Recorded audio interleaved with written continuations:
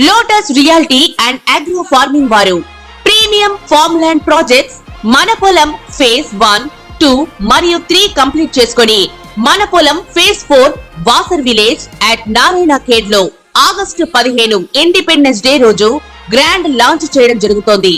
Launching మరియు independence day సందర్భంగా 5 guntas land out rate లో బుక్ చేసుకున్న వారికి ₹1,50,000 డిస్కౌంట్ తో పాటు 2 గ్రాముల గోల్డ్ ఫ్రీగా ఇస్తున్నారు. పూర్తి వివరాలకు సంప్రదించండి. ఓం శ్రీ మహాగణాధిపతియే నమః. ఓం శ్రీ మాత్రే నమః. ఇప్పుడు మనకి ఆశ్వేజ మాసం స్టార్ట్ అవుతోంది. గణపతి నవరాత్రులు పూర్తయినాయి. నెక్స్ట్ అక్టోబర్ నెలలో అక్టోబర్ 3వ తారీఖు నుంచి ఆశ్వేజ మాసం మొదలవుతుంది. అశ్విని నక్షత్రం పౌర్ణమి రోజు ఉన్న మాసం ఆశ్వేజ మాసంగా పిలుస్తాము. ఆశ్వేజ మాసంలో చాలా చాలా ముఖ్యమైన పండుగలు ఏంటంటే దేవి నవరాత్రులు. గణపతి నవరాత్రులు కంప్లీట్ అయినాయి. ఇప్పుడు దేవి నవరాత్రులు 9 రోజులు మనం నవరాత్రులు చేసుకుంటాం. ఇది చాలా విశేషమైన పండుగని చెప్పవచ్చు. నవరాత్రులు యాక్చువల్గా 4 ఉంటాయి.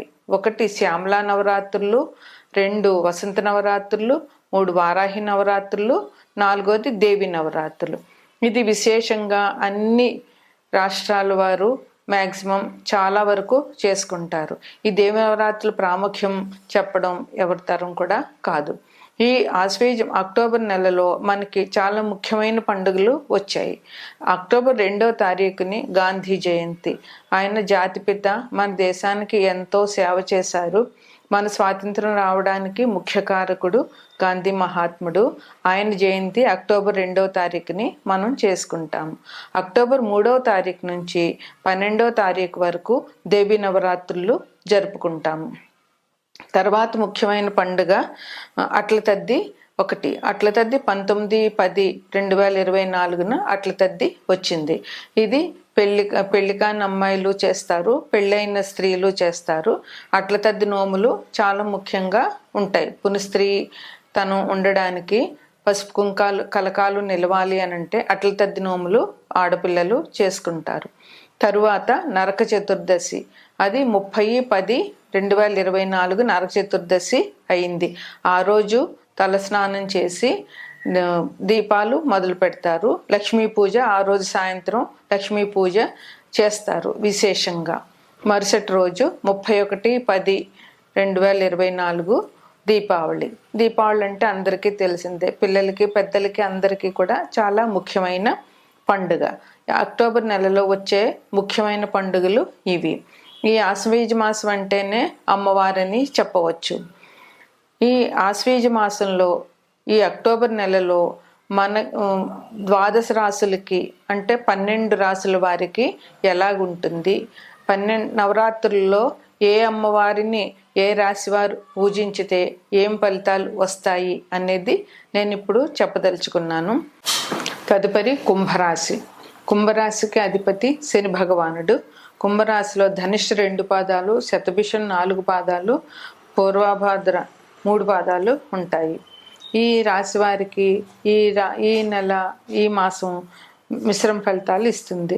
ముఖ్యమైన విషయాల్లో ఆటంకాలు వచ్చే అవకాశం చాలా ఎక్కువగా కనిపిస్తోంది.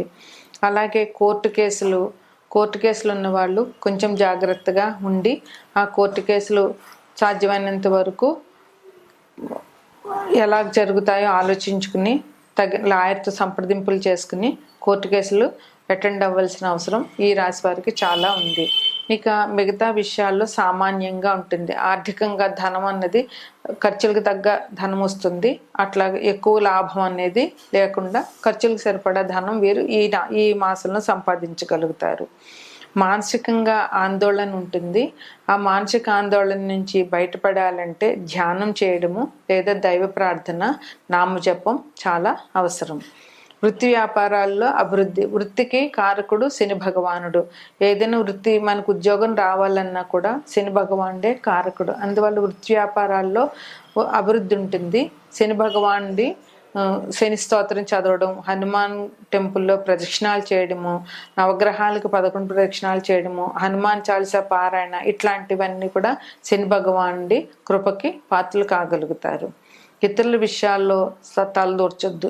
ఇతరులకు సలహాలు ఇవ్వడం కానీ, వారి విషయాల్లో కల్పించుకుని మాట్లాడడం కానీ ఈ రాశివారి నెలలో చేయవద్దు. ఎందువలనంటే మీరు చేసింది మీకే మళ్ళీ తిరిగి బెడిసికొట్టే అవకాశం కనిపిస్తుంది కనుక ఇతర విషయాల్లో జోక్యం చేసుకోకుండా సాధ్యమైనంత వరకు దూరంగా ఉండడం అవసరం. మెషిన్స్, ఇంట్లో మెషిన్స్ కానీ, ఫ్రిడ్జ్లు, ఇలా ఎలక్ట్రానిక్ వస్తువులు అవి ఏమైనా కూడా రిపేర్కి వచ్చే అవకాశం ఉంది ఈ మాసంలో. అందువల్ల జాగ్రత్తగా ఎలక్ట్రానిక్ గూడ్స్ని లేదా బళ్ళు, కార్లు వీటిని జాగ్రత్తగా వాడుకుని జాగ్రత్తగా ప్రయాణాలు చేసే ముందే వాటిని చెక్ చేసుకుని ప్రయాణం చేయడం అన్నది చాలా మంచిది. ముందే మనం వెహికల్ ఎలా ఉందో చూసుకుంటే ప్రయాణాల్లో ఇబ్బందులు లేకుండా ఉంటాయి కనుక జాగ్రత్తగా చూసుకోవాల్సిన అవసరం ఉంది. అదృష్టం అనేది నమ్మవద్దు. అదృష్టం కన్నా కష్టానికే ఫలితం ఉంటుంది. అందువల్ల శని భగవానుడు కష్టపడితేనే కానీ ఏది ఇవ్వడు. మనం ఎంత నడిస్తే శని భగవానుడికి అంత ఇష్టం. అంటే శారీరక శ్రమ శని భగవానుడికి చాలా ఇష్టం. అందువల్ల అదృష్టం కంటే కష్టపడడంలోనే శని భగవానుడు ఆశీస్సులు దొరుకుతాయి కనుక కష్టపడండి. ఎంత కష్టపడితే అంత ఫలితాన్ని శని భగవానుడు మనకి ఇస్తాడు.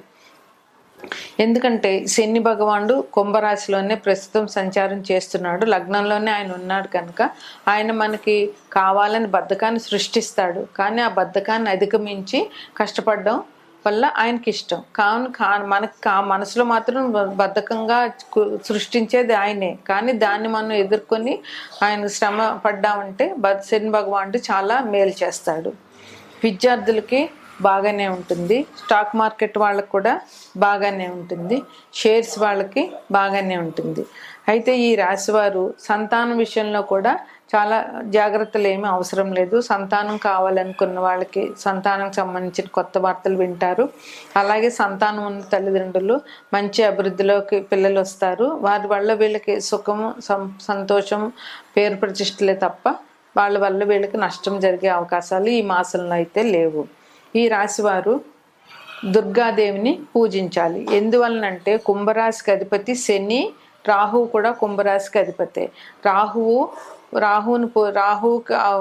రాహు గ్రహం అనుకూలించాలంటే దుర్గాదేవిని పూజ చేయాలి. అందువల్ల రాహువుకు సంబంధించి దుర్గాదేవి కనుక ఈ రాశివారు ఈ నవరాత్రిలో దుర్గాదేవిని పూజించి ఆమెకి నిమ్మకాయల దండ సమర్పించడము, లేదా రాహుకాలంలో దీపాలు పెట్టడము, అలాగే నిమ్మకాయ పులిహోర లాంటిది చేసి అమ్మవారికి నైవేద్యం పెట్టి అది 10 మందికి పంచడము ఈ రాశి వారికి ఈ నెలలో జరిగే మంచి అభివృద్ధి. దేవి నవరాత్రులు మనం ఓపిక ఉంటే 9 రోజులు నవరాత్రులు చేయొచ్చు. దానికి అఖండ దీపం పెట్టి, అంటే అఖండ దీపం అంటే మొదటి రోజు పాడ్యమి రోజు ఆశ్వేజ శుద్ధ పాడ్యమి రోజు దీపం వెలిగించితే 10 రోజులు అంటే 9 నవరాత్రులు అయినాక 10వ రోజు విజయదశమి పూజ చేసి పూజను ముగించిన వరకు కూడా ఆ అఖండ దీపం వెలుగుతూనే ఉండాలి. ఈ అఖండ దీపం కూడా ఎవరి ఇంటి ఆనవాయితీని బట్టి వారు పెట్టుకుంటారు.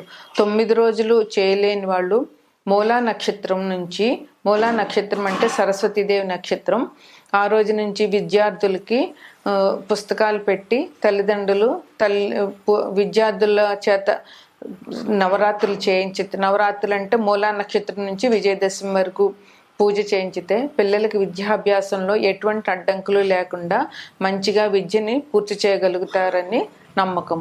అందువల్ల మూలా నక్షత్రం నుంచి పూజ మొదలుపెట్టి ఆ 4 రోజులు చేసేవాళ్ళు కొందరుంటారు. ఇంకా అంత కూడా ఓపిక లేని వాళ్ళు 3 రోజులు, అష్టమి, దుర్గాష్టమి, మహానవమి, విజయదశమి, ఈ 3 రోజులైనా కనీసం అమ్మవారికి పూజ చేసి తీర్థప్రసాదాలు సమర్పించి పూజ చేయడం అన్నది మనకి వస్తున్న ఆనవాయితీ. ఈ నవరాత్రులు సాధ్యమైనంత వరకు అందరూ చేయాలి. ఈ నవరాత్రులు చాలా కఠినమైనవి, ఎందుకంటే అమ్మవారి కృప ఉండాలి. ఈ నవరాత్రులు చాలా జాగ్రత్తగా చేయాలి. చేయకపోతే కొంచెం ప్రాబ్లమ్స్ కూడా వస్తూ ఉంటాయి. అందువల్ల దేవి నవరాత్రులు తప్పకుండా చేసి అమ్మవారిని పూజించాలి. అమ్మవారు ఎవరు అంటే శక్తి స్వరూపిణి, అన్నిటికీ ఆమె మనకి ముఖ్యం. ఆమె దయ ఉంటే అన్నీ ఉన్నట్లే. అందువల్ల దేవి నవరాత్రులు సాధ్యమైనంత వరకు అందరూ చేయడం, ఒకవేళ ఇంట్లో చేయలేని వాళ్ళు ఇక్కడ గణపతిని ఎలాగ నిలబెడుతున్నామో పందిట్లో, అలాగ కొంతమంది పందిట్లో అమ్మవారిని నిలబెట్టి 9 రోజులు పూజ చేస్తారు, ఉదయము సాయంత్రము. అలాగ అక్కడికి వెళ్ళైనా సరే పూజ చేయించుకుంటే అందరికీ చాలా శుభం జరుగుతుంది. ఇప్పుడు మనం 12 రాశులకి అంటే 12 రాశులకి అక్టోబర్ నెలలో ఆశ్వీజ మాసంలో ఎటువంటి ఫలితాలు ఉంటాయి, ఏ రాశి వారు ఏ అమ్మవారు అవతారాన్ని పూజించాలి అనేది మనం చెప్పుకుందాం.